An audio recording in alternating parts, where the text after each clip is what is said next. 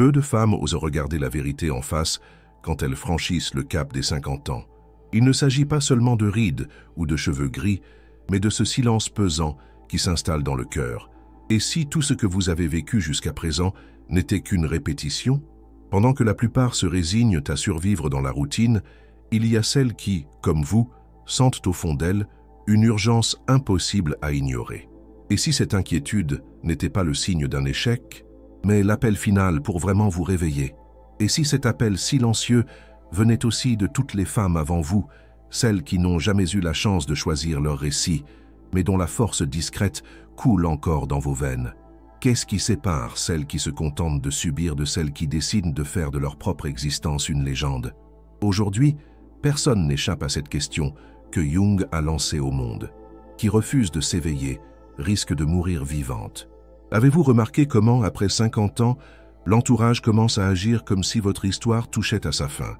La société vend cette idée qu'il est temps de ralentir, d'accepter le rôle de figurante et d'observer la vie des autres depuis les gradins.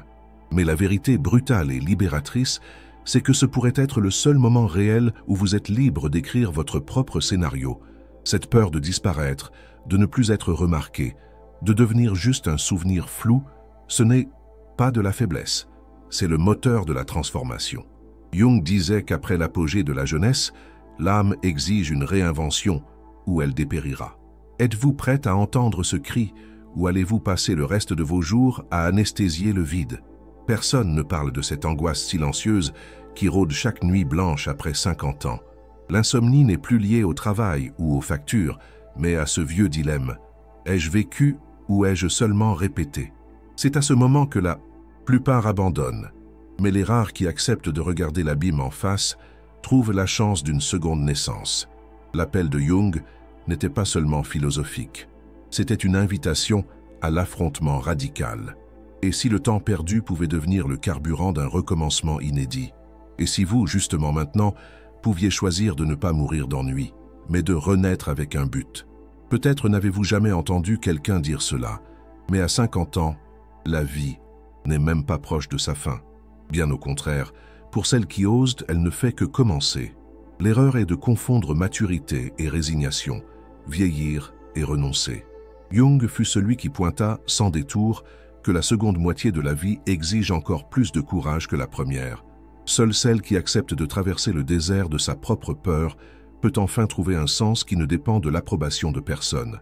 Et quand ce courage s'éveille, peu importe le nombre de jours qui restent, chacun peut être vécu comme s'il était le premier chapitre d'une nouvelle saga. À partir de maintenant, cette vidéo ne va pas vous livrer de réponses faciles, ni caresser votre zone de confort. Préparez-vous à affronter des questions que personne ne pose, des défis que personne ne propose, et des vérités que peu supportent. Vous n'êtes pas face à un énième contenu motivationnel. Ici, chaque mot est une invitation à l'action. Chaque idée est une provocation stratégique pour transformer votre vie en quelque chose qui vaille la peine d'être remémoré. Si vous avez le courage de rester jusqu'à la fin, Jung sera votre guide, mais la protagoniste de votre histoire ne peut être que vous. Après tout, entre s'éveiller et mourir vivante, il n'existe qu'un seul choix possible, celui que vous faites maintenant. Il existe un moment silencieux dans la vie de toute femme qui franchit la barrière des 50 ans, un instant suspendu entre ce qui fut et ce qui peut encore être, où le temps semble s'arrêter pour poser une question dérangeante. Avez-vous réellement vécu ou avez-vous simplement exécuté un scénario écrit par d'autres? Jung appelait ce moment la confrontation avec sa propre ombre, cette part de nous que nous gardons enfermée dans les caves de la conscience, espérant qu'elle disparaîtra simplement avec le temps. Mais elle ne disparaît pas. Elle grandit, prend de la force et à 50 ans frappe à la porte avec une urgence qui refuse d'être ignorée plus longtemps. L'ombre n'est pas ce qu'il y a de pire en vous, elle est tout ce que vous n'avez pas eu le courage d'être, tous les rêves que vous avez rangés dans un tiroir, toutes les versions de vous-même que vous avez sacrifiées sur l'autel des convenances sociales et des attentes familiales. Ce corps, longtemps soumis au regard, aux verdicts et aux attentes d'autrui, devient enfin un territoire à habiter selon vos propres lois, sans justification ni permission. La plupart des femmes, quand elles ressentent cet appel intérieur, courent vers les analgésiques de la modernité. Plus de travail, Plus de divertissement, plus de tout ce qui peut faire taire cette voix dérangeante qui murmure des vérités inconfortables au cœur de la nuit. Elle se réfugie dans la fausse sécurité de la routine, comme si répéter les mêmes gestes pouvait repousser l'inévitable rencontre avec elle-même. Mais Jung savait que cette fuite a un prix exorbitant. Celle qui refuse le dialogue avec sa propre ombre est condamnée à vivre une vie à moitié, ressentant toujours qu'il manque quelque chose d'essentiel, portant toujours le poids d'un potentiel non réalisé. C'est comme vivre dans une maison immense, mais n'utiliser qu'une seule pièce, laissant le reste des chambres recouvertes de poussière et d'oubli. Ce qui rend ce moment encore plus troublant, c'est la perception que le temps n'est plus cet allié généreux de la jeunesse. À 20, 30, même 40 ans, il y avait encore cette illusion, confortable qu'il y aurait toujours demain pour les grands changements, pour les grands risques, pour les grands choix. Mais après 50 ans, cette illusion se dissipe comme de la fumée, et vous vous retrouvez face à une réalité nue et crue. Le temps qui reste n'est pas infini, et chaque jour perdu dans le déni est un jour de moins pour devenir qui vous êtes vraiment. Il ne s'agit pas de désespoir, mais d'un réalisme poétique qui peut être le catalyseur de la plus grande transformation de votre existence. L'urgence n'est pas votre ennemi, elle est la sage-femme d'une nouvelle naissance. L'ombre que Jung décrivait n'est pas seulement un concept psychologique abstrait, c'est une force vivante en vous, faite de tous les noms que vous vous êtes dit, de tous les chemins que vous n'avez pas suivis par peur du jugement d'autrui, de toutes les passions que vous avez étouffées parce qu'elles ne semblaient pas appropriées pour une femme de votre âge, position ou circonstance. Elle porte l'artiste que vous n'avez jamais été, l'aventurière restée prisonnière du bureau, l'amoureuse qui s'est cachée derrière la respectabilité, la rebelle qui s'est courbée devant les attentes familiales. Et maintenant, avec le poids des années sur les épaules, cette ombre ne veut plus attendre. Elle veut la lumière, elle veut s'exprimer, elle veut vivre. La question qui martèle votre conscience n'est pas de savoir si vous allez l'affronter, mais quand et comment vous allez le faire avant qu'il ne soit trop tard. Peut-être que personne ne vous a jamais dit qu'à 50 ans, une femme peut encore tout recommencer, tout réinventer, tout transformer.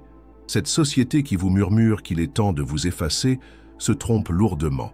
Jung voyait dans cette étape non pas un déclin, mais l'éveil d'une puissance nouvelle, plus authentique, plus libre des contraintes qui vous ont longtemps maintenu dans un carcan invisible. C'est l'âge où vous pouvez enfin cesser de demander la permission et commencer à vous l'accorder vous-même. Le territoire que vous vous apprêtez à explorer n'apparaît sur aucune carte conventionnelle de l'existence féminine. Jung l'appelait le processus d'individuation, mais cette expression technique ne parvient pas à capturer l'intensité viscérale de ce qui se passe réellement quand une femme décide d'arrêter d'être une copie mal réussie d'elle-même et commence à sculpter sa version authentique. Ce n'est pas un hasard si tant de femmes, à cette étape de la vie, ressentent le besoin d'écrire, de créer et de transmettre. Le temps du récit imposé s'achève et s'ouvre celui de la création personnelle, unique, vivante.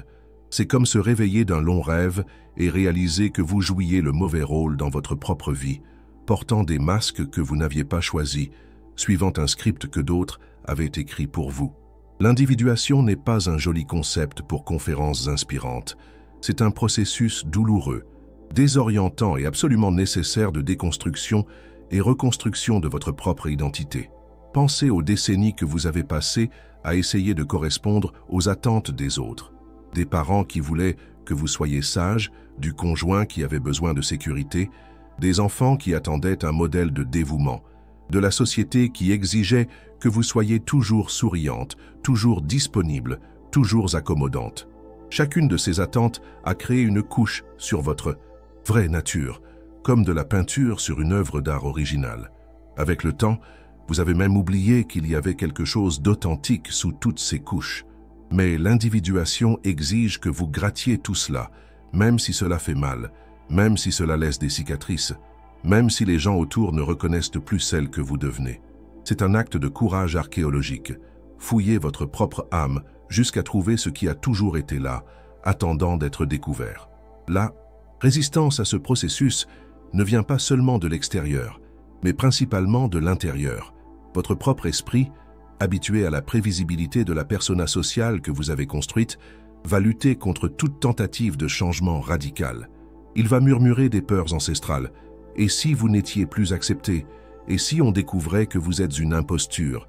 Et si cette nouvelle version de vous ne fonctionnait pas dans le monde réel? Jung savait que ces peurs sont les gardiennes d'un trésor inestimable, votre individualité unique, et seule celle qui a le courage de les affronter peut accéder à ce qu'il y a de plus précieux dans son existence. L'individuation n'est pas pour les âmes fragiles, c'est pour celles qui préfèrent mourir authentiques plutôt que de vivre comme des imitations. Le plus troublant dans ce processus, c'est de découvrir que beaucoup des choix que vous pensiez être les vôtres n'ont jamais vraiment été les vôtres. Le travail que vous avez choisi, l'endroit où vous vivez, même certaines relations que vous maintenez, combien d'entre eux sont nés d'une décision consciente et combien n'est-elle que le résultat d'une programmation sociale invisible? L'individuation vous oblige à tout questionner, à placer chaque aspect de votre vie sous le microscope de l'authenticité. C'est un inventaire brutal qui révèle non seulement ce que vous devez changer, mais ce que vous devez avoir le courage d'abandonner, même si cela signifie décevoir des personnes qui ont toujours compté sur votre prévisibilité. Mais il existe une récompense dans ce processus qui transcende tout confort superficiel que vous pourriez abandonner. Quand vous parvenez finalement à aligner votre vie extérieure avec votre vérité intérieure, quand vous cessez de jouer la comédie et commencez simplement à être, quelque chose de magique se produit. Vous découvrez une source d'énergie dont vous ne soupçonniez pas l'existence. C'est comme si vous aviez passé des décennies à nager à contre-courant et que soudain, vous découvriez que vous pouviez simplement vous laisser porter par le fleuve de votre propre nature. La vie ne devient pas plus facile, mais elle devient infiniment plus significative, parce que chaque défi que vous affrontez maintenant est vraiment le vôtre. Chaque victoire a le goût de l'authenticité. Chaque échec enseigne quelque chose de genuine sur celle que vous êtes réellement.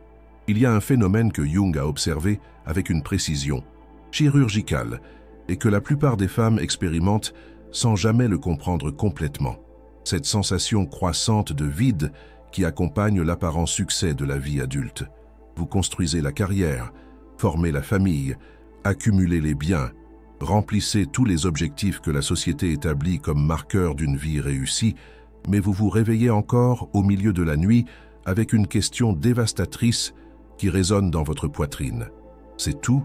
Ce vide n'est ni une dépression clinique ni de l'ingratitude, c'est le cri de l'âme exigeant un but qui transcende la simple survie sociale. C'est votre psyché qui vous alerte que vous avez construit une vie fonctionnelle, mais que vous avez oublié de construire une vie significative. Ce qui rend cette crise encore plus complexe, c'est qu'elle ne peut pas être résolue avec les outils qui ont fonctionné jusqu'à présent. Vous ne pouvez pas acheter votre sortie du vide, vous ne pouvez pas travailler plus d'heures. Pour le combler, vous ne pouvez pas vous distraire indéfiniment avec des divertissements vides en espérant qu'ils disparaissent.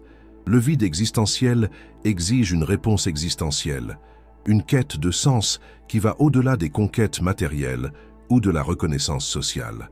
Jung comprenait que cette crise était en réalité une invitation déguisée, la vie offrant une dernière opportunité pour découvrir pourquoi vous êtes vraiment venu au monde, quelle est votre contribution unique à la tapisserie de l'existence humaine.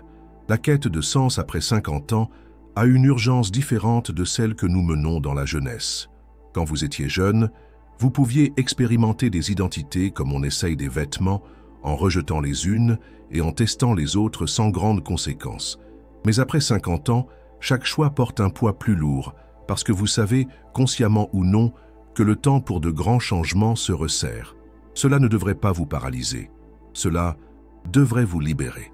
Quand vous acceptez que vous n'avez pas le temps de vivre faussement, vous devenez incroyablement sélective sur l'endroit où vous investissez votre énergie. Chaque relation, chaque projet, chaque engagement passe au crible d'une question fondamentale. Cela me rapproche-t-il ou m'éloigne-t-il de celle que je suis vraiment? Le sens de la vie n'est pas quelque chose que vous trouvez comme on trouve une pièce perdue par terre. C'est quelque chose que vous créez à travers les choix que vous faites, les valeurs que vous embrassez, les batailles que vous décidez de mener. Jung aperçut que les femmes les plus accomplies de la seconde moitié de la vie n'étaient pas nécessairement celles qui avaient le plus conquis, mais celles qui avaient trouvé une façon d'exprimer leur essence unique dans le monde. Certaines sont devenues mentors, transmettant la sagesse accumulée aux générations plus jeunes. D'autres se sont consacrées à des causes plus grandes qu'elles-mêmes, trouvant la transcendance dans le service. Quelques-unes ont découvert des talents artistiques endormis et ont commencé à créer de la beauté là où il n'y avait que routine auparavant.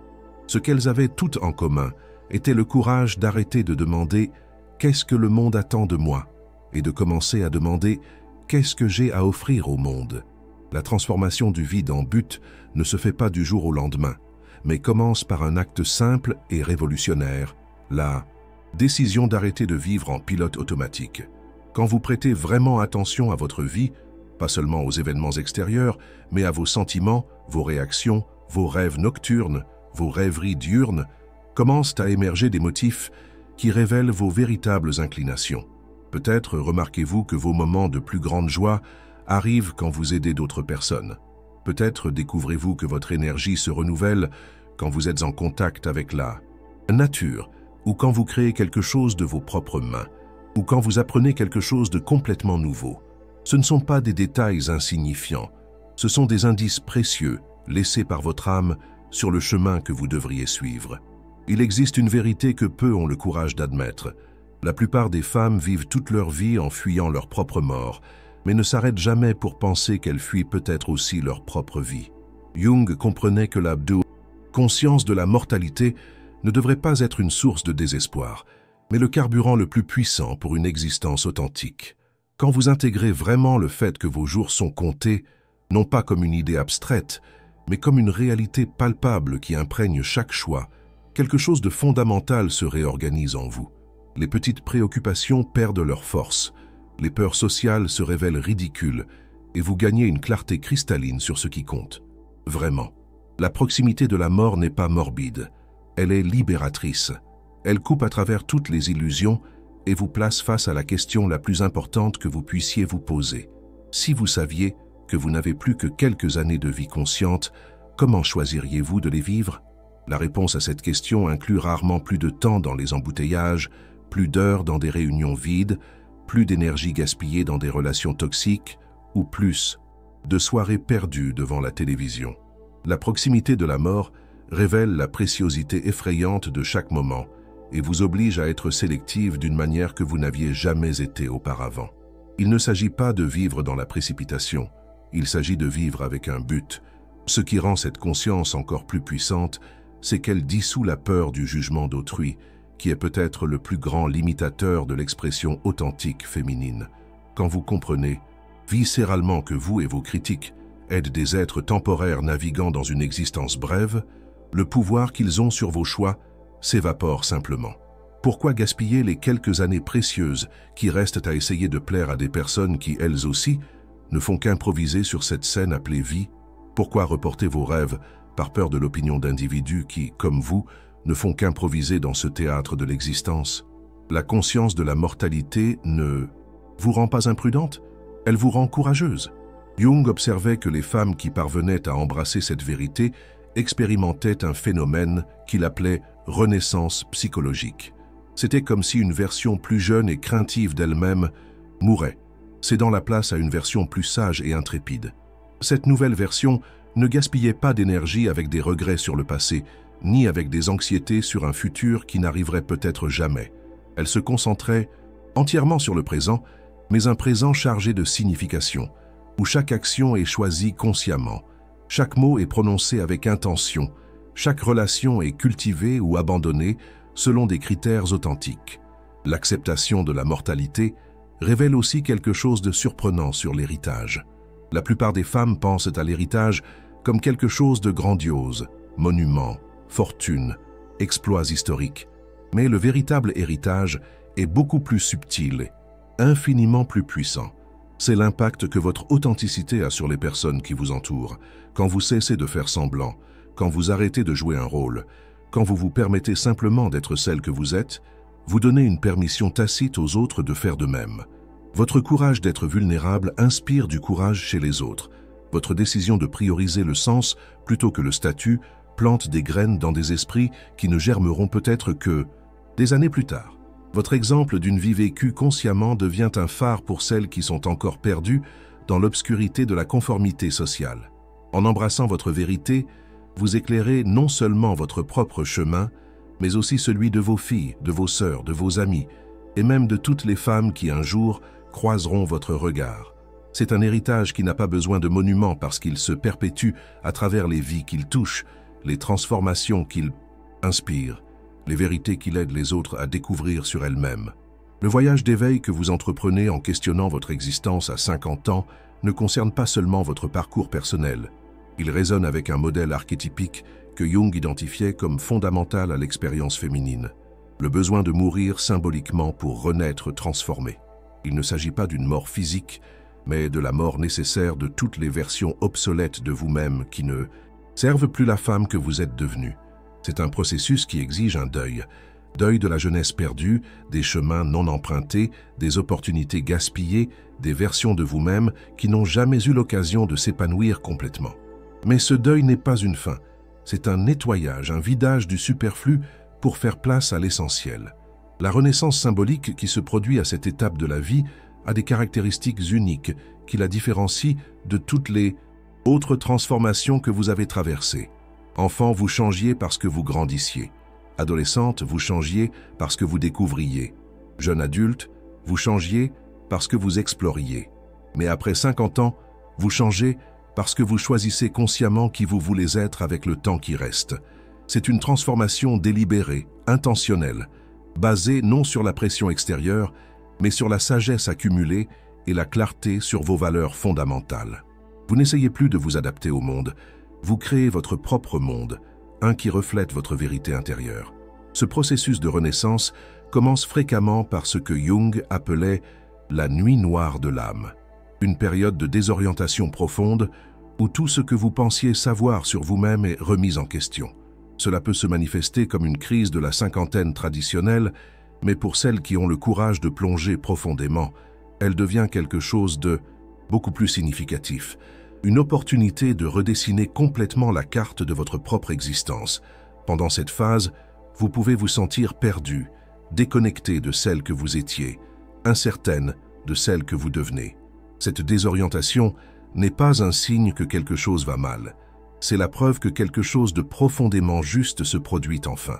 Ce qui émerge de ce processus de dissolution et de reconstitution est une version de vous qui est simultanément plus simple et plus complexe. Plus simple parce que vous avez enfin cessé d'essayer d'être tant de choses pour tant de personnes. Plus complexe parce que vous embrassez maintenant toutes les contradictions, paradoxes et nuances qui ont toujours existé en vous, mais qui étaient auparavant niées ou réprimées. Vous cessez d'être une caricature unidimensionnelle basée sur des rôles sociaux et devenez un être humain tridimensionnel, complet, intégré.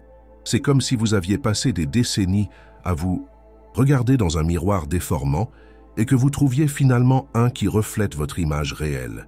Cette nouvelle version de vous opère avec une liberté qui peut être effrayante pour celle qui ne l'a jamais expérimentée. Liberté de dire non sans s'expliquer. Liberté de rechercher des expériences qui nourrissent de votre âme, même si elles semblent étranges aux autres. Liberté de former des relations basées sur une affinité genuine, non sur la commodité ou l'attente sociale. Liberté d'exprimer des opinions impopulaires, de questionner les traditions, de créer votre propre code d'éthique basé sur une réflexion profonde, non sur une conformité aveugle.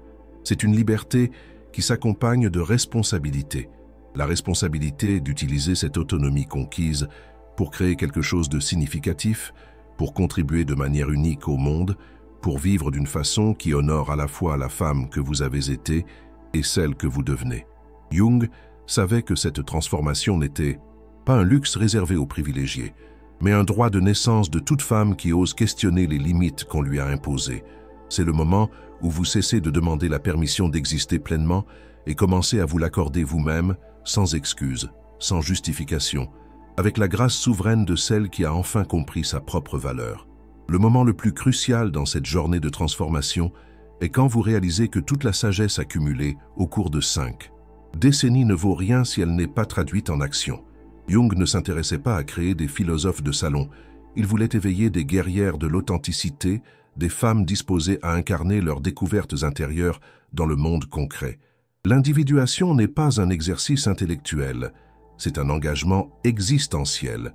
C'est la différence entre connaître le chemin et marcher sur le chemin, entre comprendre théoriquement qui vous êtes et avoir le courage de vivre cette compréhension face à un monde qui préfère souvent des versions plus acceptables et prévisibles de qui vous pourriez être. La transition de la réflexion à l'action est là où beaucoup de femmes trébuchent.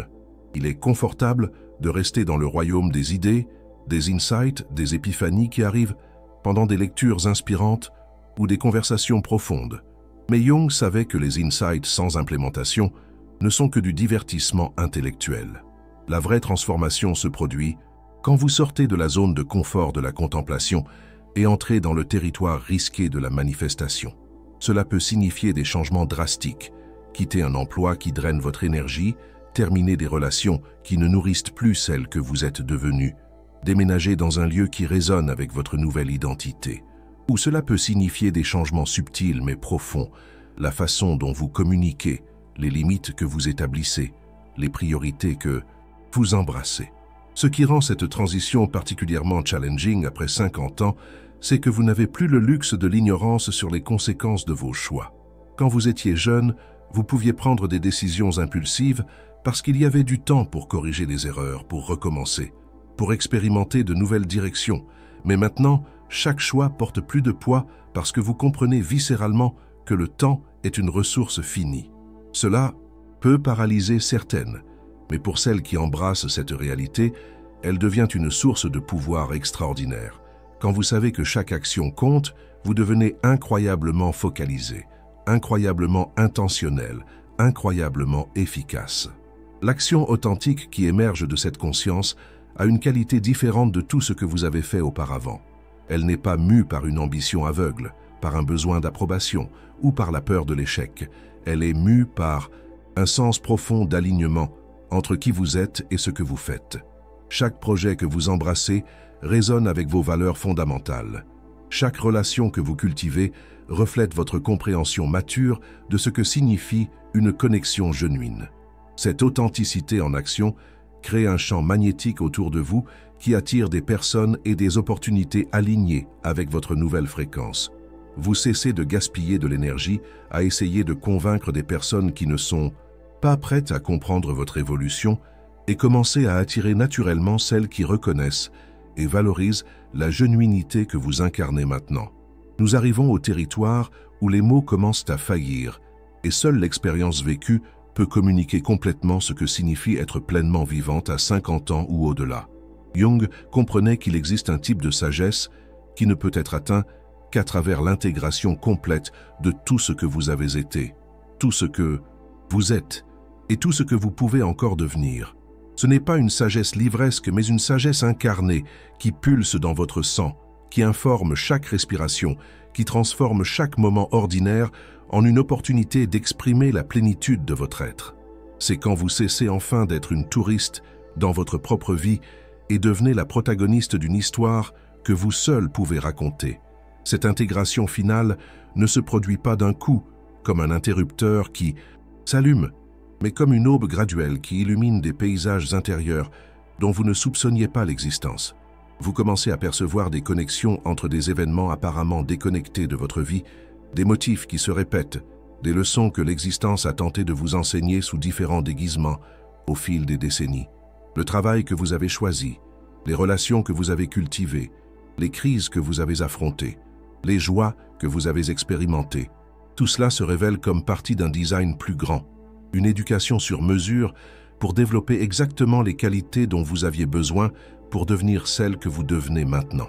À ce stade du voyage, vous développez une capacité presque surnaturelle à discerner entre ce qui est essentiel et ce qui est superflu.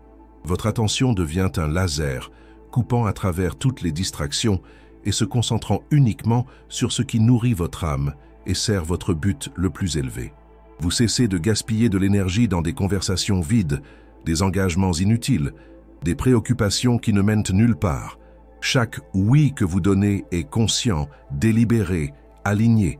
Chaque non que vous prononcez est ferme, sans culpabilité, libérateur. Vous devenez une curatrice de votre propre expérience, sélectionnant soigneusement les éléments qui composent votre réalité quotidienne. Le plus extraordinaire est que cette clarté et ce focus ne vous rendent pas rigide ou inflexible. Au contraire, ils vous confèrent une fluidité extraordinaire. Comme un arbre mature qui est assez fort pour se courber avec le vent sans se briser, vous développez la capacité de vous adapter aux circonstances tout en gardant votre essence intacte.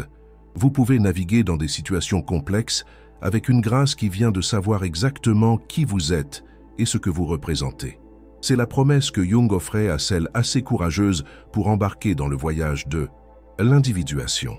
Non pas une vie plus facile, mais une vie infiniment plus riche, plus significative, plus vraie.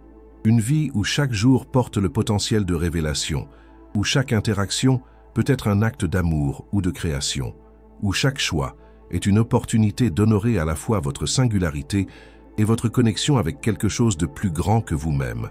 Vous devenez simultanément plus humaine et plus transcendante, plus vulnérable et plus puissante, plus consciente de vos limitations et plus connectée avec votre potentiel illimité.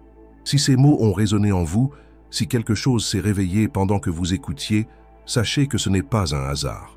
Vous faites partie de cette génération de femmes courageuses qui refusent de se contenter de survivre et qui choisit de vraiment vivre. Votre parcours, vos questionnements, vos transformations comptent, non seulement pour vous, mais pour toutes celles qui vous observent en silence, cherchant elles aussi le courage de leur propre renaissance. Dans les commentaires ci-dessous, j'aimerais connaître votre histoire. Quel a été votre moment de réveil? Quelle partie de ce voyage résonne le plus avec votre expérience? Vos mots peuvent être exactement ce dont une autre femme a besoin pour oser faire le premier pas vers sa propre transformation. Chaque témoignage partagé ici devient une lumière pour celles qui cherchent encore leur chemin. Si vous sentez que ce message mérite d'être entendu par d'autres, femmes de votre entourage, celles qui peut-être attendent inconsciemment cette permission de se réinventer, n'hésitez pas à partager cette vidéo. Et si ces réflexions vous accompagnent dans votre propre évolution, abonnez-vous pour continuer ensemble cette conversation si précieuse sur l'art de devenir vraiment soi-même. Merci d'avoir eu le courage d'être ici, d'écouter, de questionner. Merci d'exister pleinement. Le monde a besoin de femmes comme vous, authentiques, courageuses, conscientes. Votre simple présence change déjà tout. Vous êtes à la fois racines et branches, mémoire et avenir. C'est par la profondeur de votre histoire que fleurira la liberté de demain.